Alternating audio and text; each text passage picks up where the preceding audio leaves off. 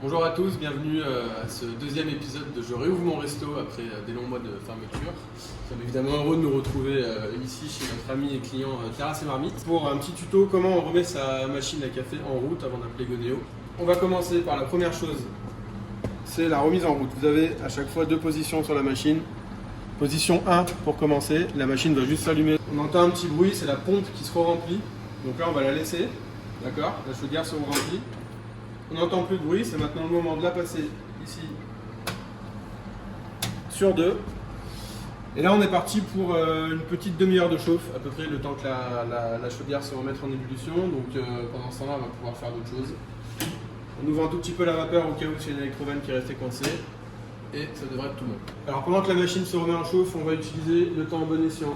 On va relivrer à chacun tout le matériel pour entretenir, donc des pastilles de nettoyage Poulicaf, des brosses pour nettoyer l'intérieur des porte-filtres, des filtres bornes pour nettoyer ensuite les groupes et des petites brosses longues pour nettoyer les comptoirs. On prend toutes ces poignées, on les ouvre. Ici on est chez un client qui prend soin de son matériel, c'est appréciable. Et sinon, si jamais ce n'est pas le cas, on prend la brosse, le porte-filtre, eau chaude uniquement, et on purge jusqu'à ce qu'on voit quasiment l'inox à l'intérieur. Cette brosse-ci, pour frotter les côtés.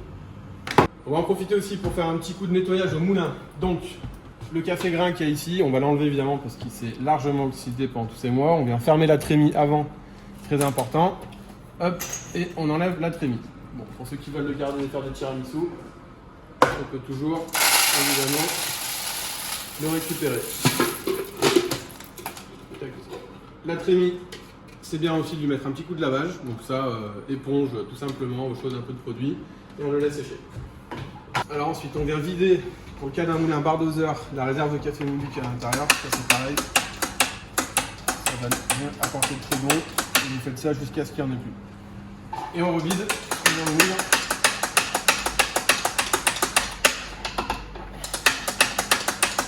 Voilà. Évidemment, pour les clients qui ont des moulins automatiques, des mous dose à dose, cette étape n'est pas nécessaire. Quand la machine est sur 2, si vous vous approchez, vous entendez au bout de 5-10 minutes l'eau qui commence à frémir. Ici, je l'entends, ça veut dire qu'a priori tout se passe bien. Donc dans 10 minutes, je devrais être bon. On vient faire couler les deux groupes sur la touche continue pour s'assurer que tout se passe bien. On regarde un petit peu dessous au niveau de l'évacuation pour s'assurer là aussi qu'il n'y ait pas un tuyau qui soit débranché. Là, ça a l'air d'être tout bon. Donc là, c'est bon, la machine est chaude. Alors, comment on voit que la machine est chaude? Plusieurs solutions. Soit au niveau ici de la température de la chaudière, nous sommes à 0,7 bar, ce qui est à peu près la température minimum qu'on va demander. Nous, on le règle souvent à 0,7, 0,8. Donc ça, c'est une première solution. Deuxième solution pour vérifier, on ouvre sa vapeur. On a de la vapeur. On ouvre l'eau chaude. On ouvre l'eau chaude. Et troisième solution pour les plus téméraires, on fait couler les groupes et on s'assure que ce soit bien chaud. Donc ensuite, un conseil. La machine, elle est restée endormie pendant des mois. Ouvrez la vapeur à plomb et surtout, faites couler l'eau chaude en continu. La chaudière va se vider et elle va se remplir avec de l'eau qui sera régénérée. Nous, entre-temps, on passera changer les filtres chez tous les clients. Alors ensuite, ce qu'on peut faire une fois sur chaque groupe, on prend une poignée double avec un filtre double qui est plat ici. On vient positionner un borgne en plastique comme ceci. On vient mettre une petite pastille Poulicaf à l'intérieur. Et à chaque groupe, on va venir l'enclencher, vous serrez bien et vous appuyez sur la touche continue de manière à ce que l'eau arrête de couler et que le produit remonte jusqu'à l'électrovanne et nettoie la douchette. On fait ça sur chaque groupe et on laisse couler pendant une bonne minute, 1 minute 30. Voilà. Le moulin, donc on a nettoyé la trémie. Voilà. Elle est toute neuve, elle brille, elle est toute propre. On la remet. Voilà. En plus là on est dans le vintage avec l'ancien logo, c'est parfait. Et on vient rajouter un sac de café Gonéo, évidemment, neuf pour qu'on ait un café frais. Et à partir de cette étape-là, on va appeler Gonéo justement pour que nous, on vienne régler vos moulins à café, qu'on vienne vous donner des conseils sur l'entretien, sur le nettoyage. Par exemple, des petits plus, on laisse toujours voilà, ces poignées sur les groupes pour pas que les joints sèchent et que les groupes soient tenus au chaud. Et puis on va attendre gentiment ici le temps que nous, on intervienne. Voilà. Donc, on reprend bien, chaudière chaude 0,7. À partir de ce moment-là, logiquement, vous pouvez commencer à refaire du café.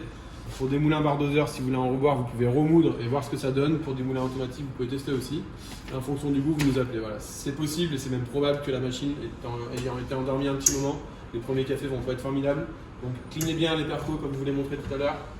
On remontre une dernière fois. À faire tous les jours, intérieur, le filtre, paille de fer, eau chaude, jamais de produit.